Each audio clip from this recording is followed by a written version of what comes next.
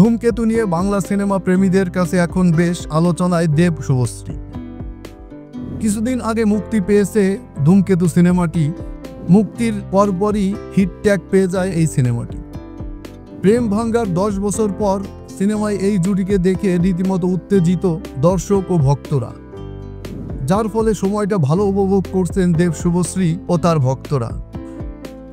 ঠিক এমন সময়ে সামাজিক যোগাযোগ মাধ্যমে ভাইরাল হয়েছে দেবের একটি ভিডিও, যেখানে বলিউডের বেবি ডল খ্যাত সানি লিওনের সঙ্গে রোমান্টিক ড্যান্স করছেন দেব। এদিকে দেবের জনপ্রিয়তা এখন বেশ তুঙ্গে, তার উপর বলিউডের নায়িকা সানি লিওনের ক্রেজও কিছুটা কম নয়।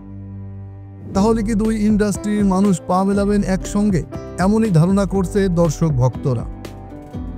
দেব সানি লিওনের সেই প্রেমে মাখো মাখো ড্যান্স মুগ্ধ হয়ে দেখছেন মানালি ঠাকুর ও মিঠুন চক্রবর্তী। সোশ্যাল মিডিয়ায় পুনরায় ভাইরাল হয়েছে সেই ভিডিও। তবে এটা সাম্প্রতিক কোনো ভিডিও নয়। 4 বছর আগে সানি ও দেব ড্যান্স করেছিলেন dance Bangla dance junior season 2-তে। সেটাই শুধু নতুন করে আবারও আলোচনার সৃষ্টি করেছে। ড্যান্স বাংলা ড্যান্স জুনিয়র 2 এর ফাইনাল পর্বে এসেছিলেন সানি লিওন। ওই সময় দেবের সঙ্গে তাকে পা মেলাতে দেখা গিয়েছিল। অনুষ্ঠানটিতে বিচারকের আসনে ছিলেন দেব। এমন সময় সানি লিওনের সঙ্গে তার ড্যান্স করতে দেখা যায়।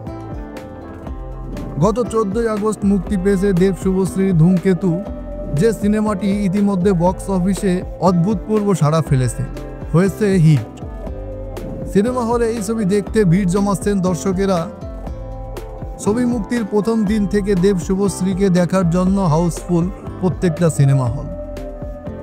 ধূমকেতুর সাফল্যর মাঝেই মুক্তি পেয়েছে দেবের রঘু ডাকাতের টিজার, যেখানে দেবের রঘু ডাকাতের লুক সবাইকে মুগ্ধ করেছে। পূজার সময় মুক্তি পাবে দেবের এই নতুন সিনেমাটি, যার নাম রঘু ডাকাত।